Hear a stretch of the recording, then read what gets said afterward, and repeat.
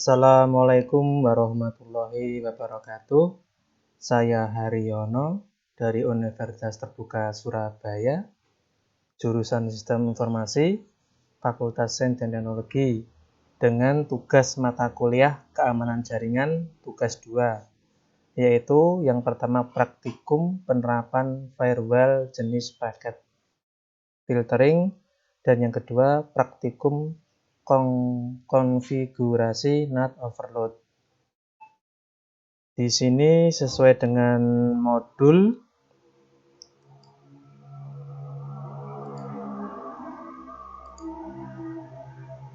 saya di sini sudah menginstal Cisco Packet Tracer-nya dan sudah menginstal filenya, yaitu firewall.hcl.pkt. Topologinya seperti ini.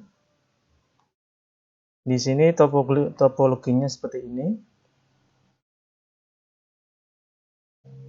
Tabel 1 memuat tabel alamat IP simulasi firewall-nya. Yang tabel 2 status konektivitas layanan sebelum terpasang firewall. Dan yang ketiga tabel konektivitas layanan setelah terpasang firewall dan konfigurasinya. Di sini saya mencoba untuk menjalankan perintahnya dari PC klien 0, 1, 2, 3, dan 4, router 1, router 2, web server, dan FTP server. Di sini ada sumbernya dari PC 1, 0, dan 2. Di sini ada IP address-nya 192.168.30.5. Tujuannya ke IP address 192.168.20.5 dan 192.168.20.10. Ping ini centang ini tandanya berarti bisa atau berhasil. Kalau yang FTP-nya ada X ini tidak bisa berjalan. HTTP-nya, web browser-nya yang bisa berjalan dan yang tidak bisa berjalan. Baik, di sini router 1 dan router 2 tadi sudah saya setting, sudah saya restart. Kita coba klien 1, command prompt, kita coba ping.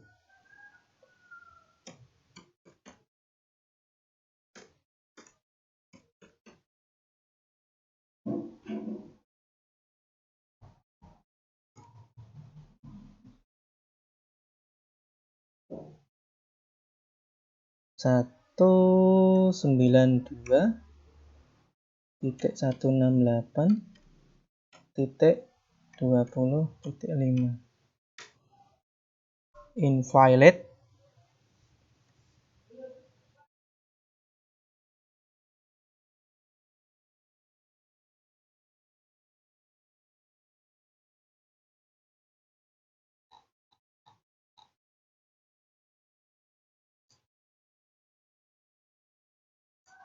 Kita coba. Di sini ada kondisi awal dari topologi tersebut, yaitu seperti isinya itu yang dapat terhubung dengan web dan FTP server menggunakan protokol ACMP. Yang B dapat mengakses layanan FTP server yang terdapat di alamat 192.168.20.10 dan dapat mengakses web server yang terdapat di alamat IP 192.168.20.5. Coba kita akses di HTTP-nya, web browser-nya, coba. Apakah bisa yang 120.10 atau 92.168.20.10. Kita jalankan apakah bisa. Ternyata server reset connection dan tidak bisa. Coba kita yang 20.5, apakah bisa berjalan? Oh, ternyata bisa.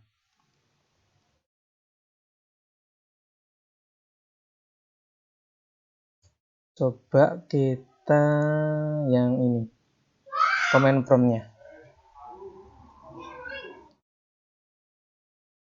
Coba 192.168.20.5. Oh, ternyata bisa berjalan juga. Kemudian kita hubungkan yang satunya tadi, berarti pingnya bisa berjalan. Yang 20.10 coba kita ping lagi 192.168.20.10. apakah bisa berjalan? Oh, ternyata juga bisa. Coba kita FTP-nya yang 20.5, apakah bisa berjalan? FTP kita coba 192.168.20.5. apakah bisa mengakses? Ternyata tidak bisa, sesuai dengan di FTP-nya disilang di sini, tandanya berarti tidak bisa mendeteksi. Coba kita coba HTTP-nya, apakah bisa? Yang 20.5 192.168.20.5, apakah bisa dijalankan? Ternyata bisa. Jadi baik, untuk ke selanjutnya kita konfigurasi dari skenario di atas. Berarti bisa disimpulkan bahwa semua PC yang terdapat di jaringan 192.168.30.0 dapat mengakses layanan FTP di IP 192.168.20.10 dan layanan HTTP di web browser di 192.168.20.5, tetapi tidak dapat mengakses menggunakan protokol ECMP.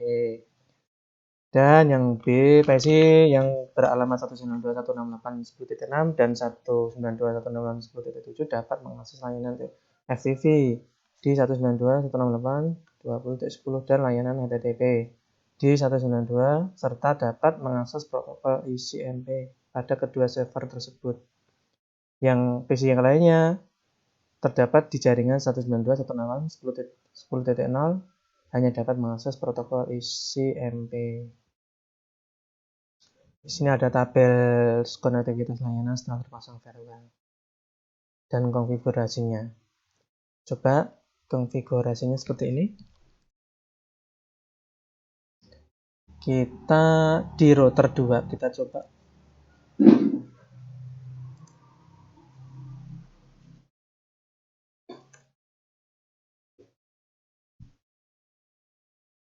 Router and router.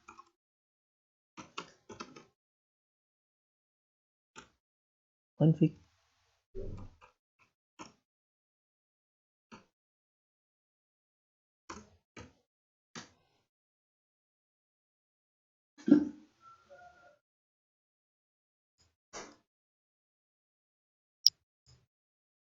Kita copy saja.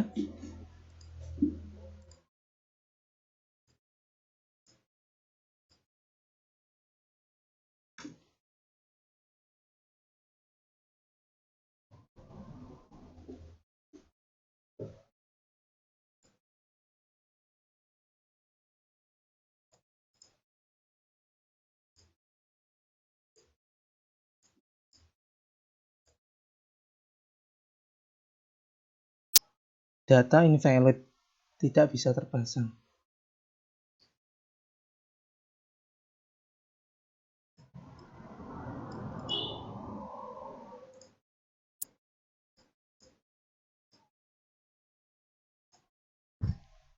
Invalid watermarker, tidak bisa. Jadi kesimpulan dari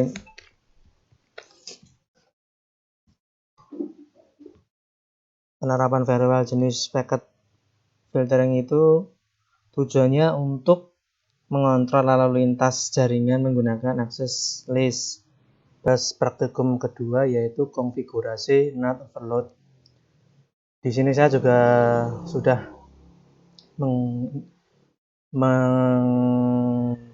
mengambil filenya, yaitu di file sini, file bahan praktiknya di modul 5 not.pkt. Jaringan topoleginya seperti ini, semua digambar.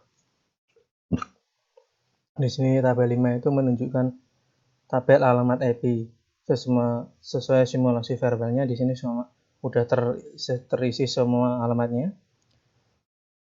Kemudian terdapat PC pada jaringan yaitu 192.168.10.0 dan 192.168.3.0 dapat mengakses web dan FTP server yang terdapat pada network 192.168.120.0. Kita coba untuk mengaksesnya di web servernya.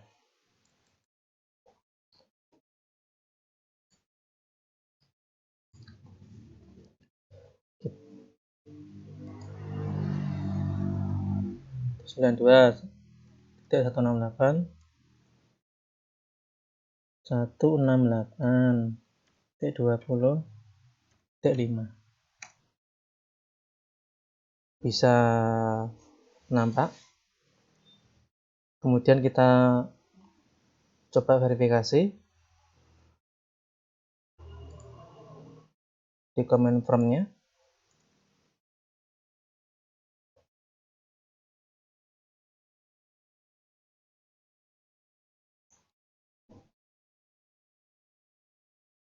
Net start.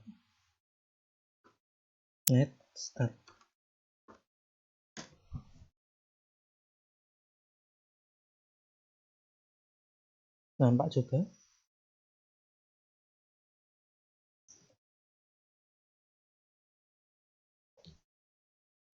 Jadi kondisi awalnya dari topologi tersebut itu semua PC yang dapat mengakses layanan FTP server yang terdapat di alamat 192.168.20.10. Yang kedua, semua PC dapat mengakses web server yang terdapat di alamat IP 192.168.20.5. Dan yang ketiga, web dan FTP server dapat mengetahui alamat yang mengakses layanan yang terdapat pada server tersebut dengan menggunakan perintah net start. Jadi dari skenario di atas bisa disimpulkan bahwa semua PC yang terdapat di jaringan 192.168.10.0 dapat mengakses layanan web dan FTP server dengan memanfaatkan fitur net, sehingga web dan FTP server tidak mengenali alamat pengirim asli yang berasal dari network 192.168.10. Semua PC yang terdapat di jaringan 192.168.30.0 dapat mengakses layanan web dan FTP server, tetapi web dan FTP server masih mengenali alamat asli yang berasal dari network 192.168.30.0. Jadi kesimpulannya, net overload itu bertujuan untuk memungkinkan beberapa perangkat internal jaringan LAN menggunakan satu IP publik untuk terhubung ke jaringan luar atau WAN. Jadi kesimpulannya, net overload itu beberapa PC internal dapat menggunakan IP publik yang sama untuk mengakses jaringan keluarnya. Sekian video dari saya. Apabila ada salah kata, salah ucap, saya mohon maaf. Wabillahi taufiq wal hidayah. Wassalamualaikum warahmatullahi wabarakatuh.